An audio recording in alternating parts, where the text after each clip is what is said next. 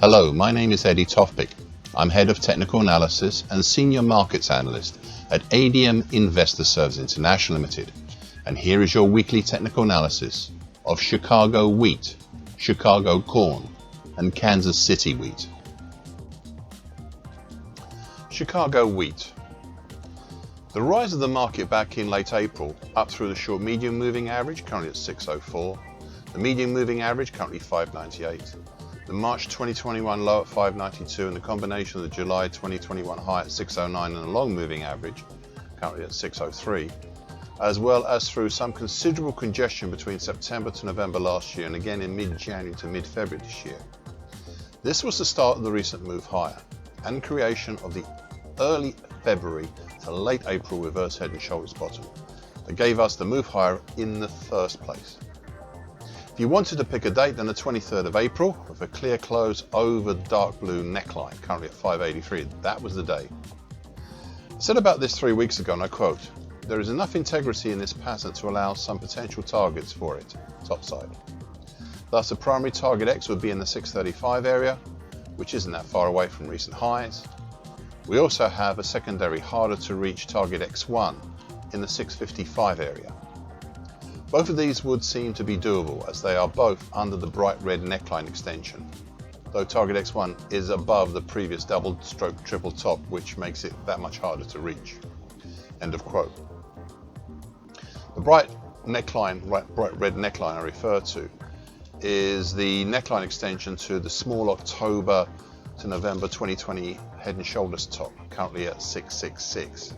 And the double stroke triple top is referring to the one you can see formed in December 2023, with highs just under 650. In reality, the market blew through these resistances pretty easily, punching through the red neckline the week before last and obviously reaching both target X and target X1 easily in the second week of May. So what happened next? Well, prices also easily pushed up through the 50% Fibonacci line of the July 23 to March 2024 move at 660, which was a little bit surprising as I thought we might see some resistance there, as well as clearing the 50% absolute Fibonacci line at 682, which was even more surprising, though prices did choose to take a rest after pushing through and utilized the 50% absolute Fibonacci line as a support before the most recent attempts higher at the October 2013 high at 721 and the March 2014 high at 725, where we have seen a small tempering in the aggressive move higher. However, nothing has happened yet to cool the underlying bullishness. During late April into May, the market created a steep, very acute bull channel that's become somewhat of a bullish expanding wedge pattern, and that's currently at 696 to 791. This bullish pattern will run this market until something comes along, something suitable to challenge it. And I think I might have spotted something that just may do that. Now, I had to go back to my longer term charts to find it, but just up ahead, highlighted in green, is the neckline extension to the big, yet very thin head and shoulders top, formed from the moves of 2021 to 2023, and that's currently at 756. I suspect as we approach this neckline, we may see some trepidation and possible anxious and apprehensive behavior. I know I would be if I was approaching it. The only comfort I can give is that we have had 2 golden crosses this week and we may have another soon. Chicago corn. The medium moving average, currently at 450, had been an effective cap on this market throughout 2023, most recently October, November and then December 2023. It was also, once again, capping rises in late March and April, but in early May it was breached and effectively broken. Prices went on higher through May to tackle the extension to the lower trend line, currently at 467, of the July 2023 to January 2024 descending triangle, which you can see highlighted in bright red on my daily chart. We are still tackling this extension this week. Prices also tackled the gold highlighted slowly descending and now flatlining long moving average, currently at 470, and are still tackling it this week.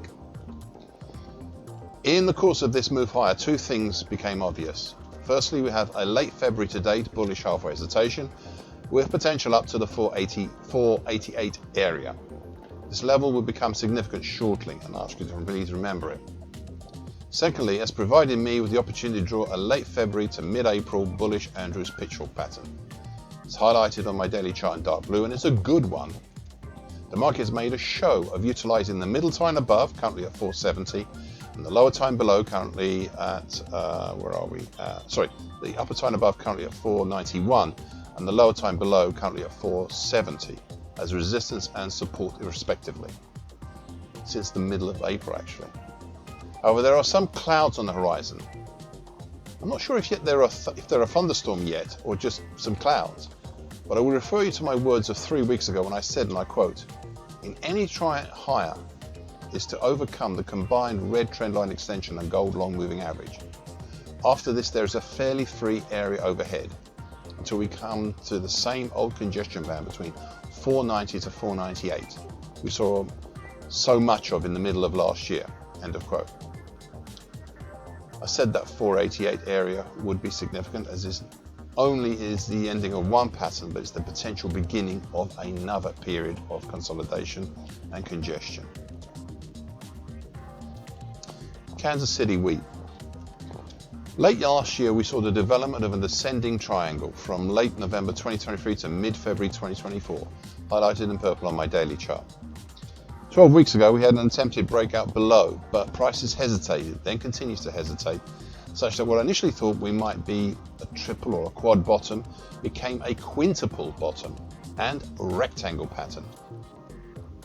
On the 22nd of April, yes, I can narrow it down to a single day. On the 22nd of April, we saw the first significant breakout of this rectangle pattern on the upside, piercing, and then the next day closing over the medium moving average, currently at 611, which had run in parallel and just above the purple highlighted trend line, and then the lower trend line.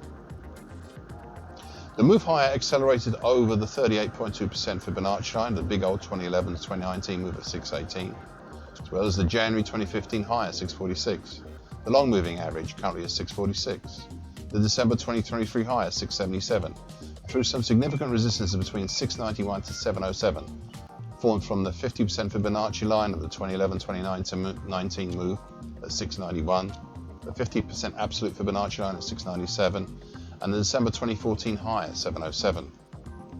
I said as much 3 weeks ago, and I quote, "Do I think prices can make it this high soon? It is a reasonable point of view, especially if you look at the last few weeks' actions and potential bullish halfway hesitation, as it will lead prices right there as a target area. The long moving average on its own would not necessarily be enough to hold down prices on its own, especially with the ammunition gathered in the rectangle below and earlier this year." End of quote. However, the market did not form a bullish halfway hesitation. Instead, it opted for a bull channel, currently 694 to 751, which is highlighted in dark blue on my daily chart. All this is well and good, but what lies ahead for the market? Well, we have congestion at 763 to 764, 787 to 791, and 808. But the first obstacle, and arguably the most significant of these, is the combined June 2014 high and 2022 low at 748. However, at the moment, I do not feel this would be that much of an obstacle in any rise, given the amount of ammunition the market has accumulated since September last year. However, not far beyond that, and we do have some serious overhead resistance. Now, this is not obvious on my daily chart, but back between January and August 2023, the market formed a huge inverted roof pattern that played out nicely thereafter. I don't know if you remember me talking about it at the time. We start entering the apex of the inverted roof pattern from about 740, but it will take a little while to truly venture into it, so caution.